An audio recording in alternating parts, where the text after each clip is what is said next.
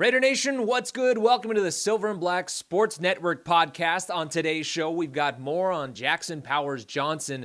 He suited up today, but didn't really practice. Yeah, we'll explain and tell you what Pete had to say about him and what they've seen from him thus far. Plus, we're talking more about the big guys up front a lot in this episode today. Kind of a rough day at the office for them. We'll hit on Pete's take of them and when he wants to have his starting five locked down. And we got to hit on Tonka Hemingway as well. His usage has really gotten kicked up a notch lately. I asked Pete about him, and he likes what he's seen. We'll have that for you. And as always, we will close it out with some practice takeaways as well. So with that, let's get it rolling.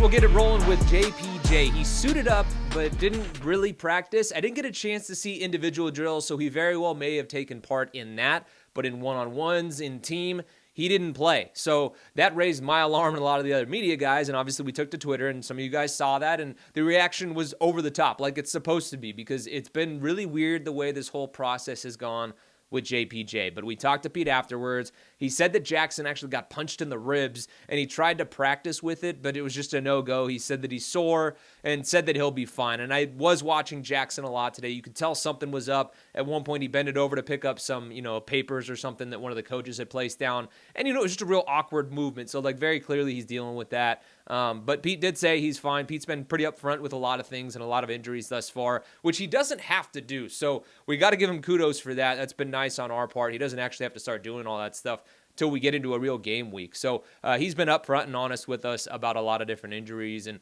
have guys been dealing with stuff. So Antonio Maffa actually slotted in at first team right guard. That's because Alex Kappa has also been out the last couple days, and he too is dealing with some ribs. There's a lot of rib stuff going on with the offensive lineman. Pete said that he might have cracked a rib or something like that. He said it's not a long-term thing, nothing to really worry about, but those ribs things suck. I've messed some ribs up in the past, had some cracked ribs, broken ribs, and you really just can't do anything. And just even laughing, let alone running around and breathing and hitting other guys, it's a no-go, and there's nothing you can do but rest and take the time for those things to recover. They're really kind of iffy. But anyway, with Jackson Powers Johnson, the reason the alarm was raised is because the way that he's been used has been so interesting going into the offseason. Obviously, all of us thought that he was the guy at center. That's not the case. Jordan Meredith obviously is now that guy going forward. Jackson Powers Johnson is in there at right guard. And again, it's still very much a competition. At least that's what Pete and the staff is saying. I personally think he is going to lock down that spot. I think he's that guy. I do think he's their best interior offensive lineman. Only time will tell. But when Pete was asked about what he thought of Jackson and whether or not he's seen enough out of him, this is what he had to say. It was pretty interesting. Yeah, he's definitely a physical football player. And at the guard spot, playing next to Jordan, it showed up. And it seemed to be a bit of a factor. We need consistency. We need those guys working together. Jordan's coming a long way at the center spot, but he played a really solid game right out of the chute. So you notice that we played him a lot. And we played almost, I think, to halftime. And that was to just give him enough reps so that we could have stuff on film and that we could work from. Same with JPJ. Now, see, he was asked specifically about Jackson, but he brought up Jordan. Obviously, the two of them did play a lot in that game. They were getting a lot of work and a lot of film from them, but it's very clear that Pete and this staff are still evaluating Jackson and Jordan as well a lot. They want to get a lot of tape of both of them. It is still surprising to me that that's the case. I thought they would have seen what they needed to out of those guys, but very clearly they haven't seen that, So I'm wondering how long this is all actually going to go on. It has been a very just interesting thing to watch as it's gone on. One of the big surprises of camp, I would say. And now I am, again, interested to see what happens when Kappa does come back, because Jackson and Kappa were both rotating at right guard, and obviously they paid Kappa a bit. So, you're going to expect that competition to keep rolling, especially now as Jackson's dealing with the rib and Kappa's dealing with the rib, and then now Antonio Maffa gets thrown into the mix. I do think he gets relegated back down when both of those guys are fully healthy and ready to go. We'll see if Jackson and Kappa are both back out there come Tuesday. Will be the next day that they're back out of practice. But just the O-line as a whole, very interesting the way that's come together. As we noted in the preseason in one of the previous podcasts as well, that, they pulled Colton, they pulled Dylan Parham, and they pulled DJ Glaze very quickly in that game. They obviously feel good about them and have said multiple times that they need to see more film of Jackson and Jordan. With Jordan, he's going to a new position there at center, so it's very clear why they need that. With Jackson, this is a guy that, again, has one season of playing with them, but I thought maybe he would have shown more. And, all the other guys on the offensive line that I mentioned that they pulled out quick also have one off season of having played with this staff and been around them. So Jackson very clearly maybe hasn't shown them exactly what they're looking for. Again, I believe in the guy. I do think he's going to show them that he needs to be that guy at right guard. It's just been really strange to watch. But Pete also talked about the offensive line as a whole and wanted to know, and all of us really want to know, when the heck they're actually going to declare their starting five and if there's a timeline on that. And Pete just said it'll declare when it declares. He's not too worried about it. He even said that maybe they're rotating guys all the way into week 1. So he very clearly isn't freaking out about it. He's going to take his time with that group. For me personally, I'd like to see the Raiders lock that down. I'm sure you guys as fans would as well, because that group is all about continuity, so you need to be able to get into a groove, and you don't really want to have that happen, week 1, week 2, however long. Like, you'd like to see these guys be able to get at least 2 weeks worth of work, knowing like, hey, this is our starting five. And that could be some coach speak to keep the, competition rolling with them. And he did mention the fact that he likes the way things are going up there right now, because at any given point, especially at right guard there, he feels these guys have to have in their head that like, hey, if I don't play up to my standard, or if I don't impress the coaching staff, this guy's going to take my job. And Pete is all about competition. So that could be part of the coach speak there with that one. But overall today, the offensive line didn't really look great. They started off their first team session with a blitz period. It was third down. Every single down was third down on that one. And the defense was bringing the heat. They struggled to pick it up very clearly in the center of the offensive line, specifically where Jackson Powers probably would have been lined up there at right guard.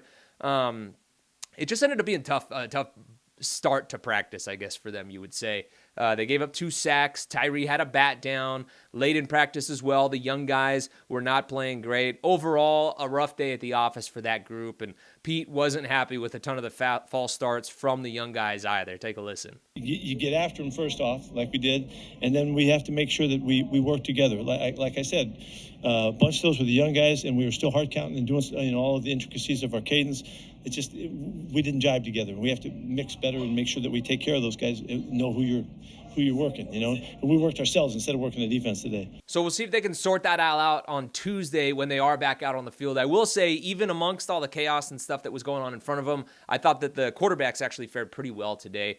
Gino placing the ball. Aiden actually looked good as well, too. There was one near pick, but, overall solid practice from him. And then Cam Miller, too, continued to get it out. And I think that was the one thing, too, is all the quarterbacks were getting the ball out quick because they were turning the heat up. So you like to see that from them. Now, with that, let's get to the defense. As I mentioned, the O-line did struggle in that blitz period, but the guys up front looked good, too. It is kind of that tug of war, a yin and a yang type of thing. We need to realize when one group does struggle, that means that the other is looking good in practice. So that is a win for the Raiders either way. That means the defensive line, particularly, or the front seven as a whole, are actually doing well. So that, again, when we say one group is struggling, make sure and realize that means another group is actually shining. And that's something that does need to be taken into account much more often here in training camp. I think a lot of people, and it's very easy, and I get it, it's very easy to hear this and be like, oh, the offensive line's struggling, and I get it. The O-line does need to be better. This offensive line is going to be the motor of this entire team. Ashton Genty can only do so much, so they do need to be better,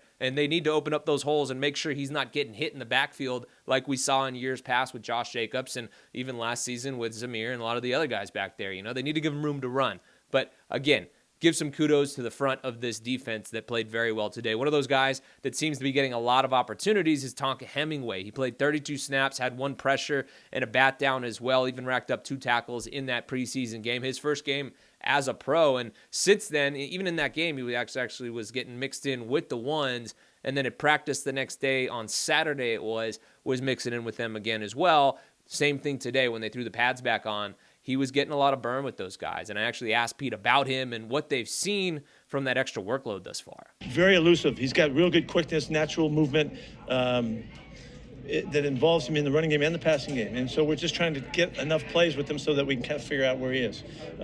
But he has made really good showing so far. And yeah, he's definitely a young guy to keep an eye on going forward. Now, we'll see how he fares as he continues to get those reps. We did talk a lot about Thomas Booker IV yesterday as well. He was rotating in with the ones as well. And we do have to note when we're talking about both of these guys that Adam Butler hasn't been out there the last couple of days. Pete told us that he's actually dealing with a family matter. So obviously we're wishing him well and hoping that, everything, gets wrapped up on that side for him with his family in a good way, and he's able to come back. Obviously, it's never fun dealing with that type of stuff, so definitely thinking about he and his family as well. He's a good dude, really good dude, and I got a lot of respect for him. I've said it multiple times. He's one of those guys that, called his shot, wanted to change the situation, and did just that. So we're hoping that, everything goes well on that front that he's dealing with and is able to come back out to practice, because I'm also curious, too, to see what it's going to look like with Booker back in there and with Adam Butler and how they're going to move around, because predominantly Booker has been playing that nose tackle spot. Again, he comes in at 300 pounds,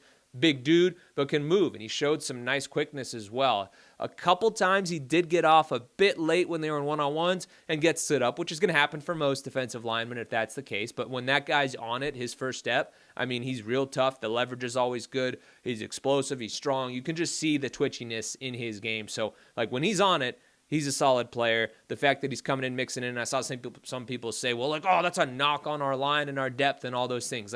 Let's not forget how deep that group is in Philadelphia and how many guys there were in there. And also give props to Thomas Booker as well, who, as he mentioned, he got cut, went from being cut by Houston to going to Philly, was on the practice squad, worked his way up, was working with the twos, and then now is a guy who just got traded for. So, his rise has been big, and I think that's something that goes unnoticed. So, give the guy his props for what he's turned himself into and the attention that he has garnered for himself. And like I said, he's looked good in the couple days we've seen him. He obviously went straight out there and played. I was impressed with that. A lot of us were. Nobody expected him to be out there playing, and he was moving around. So the Raiders now have an interesting piece. And I'll go back to the trade as well, because I did say multiple times, I don't like the trade. I don't like sending really good football players out the door, no matter what team it is. Whether it's my team, whether it's the Raiders, whether it's your team, all that different stuff. I don't like sending good players out the door, but obviously sometimes you got to make those moves. And I do think the franchise made the right move for them. This staff very clearly knows what they want, and they got a piece that they're actually going to be using. Jacorian Bennett was, buried on the depth chart. We weren't going to get any usage out of him, and now you got a guy that looks like he's going to be a rotational piece that can do a lot of different things for you. So like I said, was playing nose tackle. I think when Adam Butler comes back, he's in the rotation as that 3 technique as well. He can really move all along the defensive line there, so it's going to be fun to watch what his usage looks like when that group is healthy up there. But so far, I'll give him a thumbs up with what I've seen for him for sure. Now, to some of our practice observations, we got 2 quick ones here. Devin White, he smoked Raheem Mostert today, hit him from behind after he caught the ball. So, look, it's hard to prepare for those things. It's not like you can get behind your shoulder pads. But Devin White definitely smoked him on that one. It was a hard hit. You could hear the fans in the stands, ooh, and we have seen that from him a couple of times. We noted that Pete said Devin White is back. I wouldn't go there just yet, but he has flashed at times throughout practice, getting his hands on the ball multiple times, making big hits when they're in pads. I have been impressed with what I've seen from Devin White thus far. Looks like he's a guy that is getting back to that same dude. We just got to now obviously see it in the regular season against the real team, which obviously we don't have right now. But so far, dude's taken good steps and has looked good and shown very well in flashes. Tommy Mellott is another guy I've said that I haven't seen enough from, but today, man, he absorbed a huge shot from Chris Smith, and you have to give this kid credit because he went up for it on a poster, a seam, climbed that ladder, caught the ball, and just gets destroyed by Chris with a shoulder, but he did still come down with it. He held it. He was down on the ground, kind of, probably got the wind knocked out of him. It very clearly hurt, but he came down with the ball, and that's good. That's good toughness by a kid to come down with that catch. So you got to give a shout out to him on, coming down with that one and actually being willing to go up and do it. This is a guy that's fighting to show these guys that he deserves a spot on the roster, or at the very least, to come back on the practice squad. And there's other people around the league that are probably interested in him as well, because he's got a lot of real tools to work with. This kid was electric in college. I understand it was a lower level and all those different things, but he turned some heads. So keep an eye on him as the preseason goes on, and it's going to be a curious one to watch. And I'm very, very interested to see how he continues to develop, as now we've got 2 more preseason games for him to get some burn. I want to see what he does against the Niners as well, against some other young guys there, some fresh competition. But really impressed by him. It is not easy going up for those passes when there's a safety bearing down on you, and Chris Smith made him pay, but he showed that he's got the guts, the intestinal fortitude to go up and haul in something like that, and a tough kid got back up and, kept doing his thing. And one thing Pete was asked about after as well, we all saw the video of Geno flipping the bird to the fan up there in Seattle. He had the sign that said, who's a bigger bust, Geno or Jamarcus Russell, which is just insane. And I get it. They're trying to get a rise out of him and all those things. But Geno seems like a good dude. He worked hard for them, and he had a resurgence in his career. So that's kind of a Bush League thing to do. And so Pete was asked about if he had any comment about, the double bird that Geno flipped to him. And I loved his answer. He said, did you see what the sign said? And then he moved on, said, next question. Like, Pete has his guys back. That's why these dudes love playing for him so much, and I respected the heck out of that. So I think that's just one of those things where we talk about the energy, all the time at practice and how these dudes would run through a brick wall for him. So many other coaches would say, like, oh, we don't condone that, or, you got to ignore that. You got to block out the noise, blah, blah, blah, all that stuff. These dudes are human at the end of the day. Geno had a lot of really good years up there in Seattle. There's no reason somebody should have a sign like that. And I personally love the fact that he responded like that. I like it when players are real. Whether people agree with it or not. Like, yeah, should he have flipped him off? Probably not. But at the end of the day, like, hey, man, like, Raiders fans got to love that that's their quarterback. This guy is not afraid to be himself, and Pete is not afraid to let these guys be themselves either. There's video that our photographer, Arnie Bazemore, got as well of that whole situation, and Pete was kind of jumping, pretending like he was jumping to grab the sign and everything. So it was a fun little moment. I think it's lighthearted. Like, Pete's not making a big deal out of it, and I like that. I like when things are fun and guys are allowed to be themselves, because that just lets everybody go play more free, and I think it makes it more fun for everybody involved. So I love it when dudes can be themselves. So kudos to Pete for having his guys back, and for Geno for standing up for himself. And it's also worth noting too, that has gotten so much attention, the double bird, all that stuff.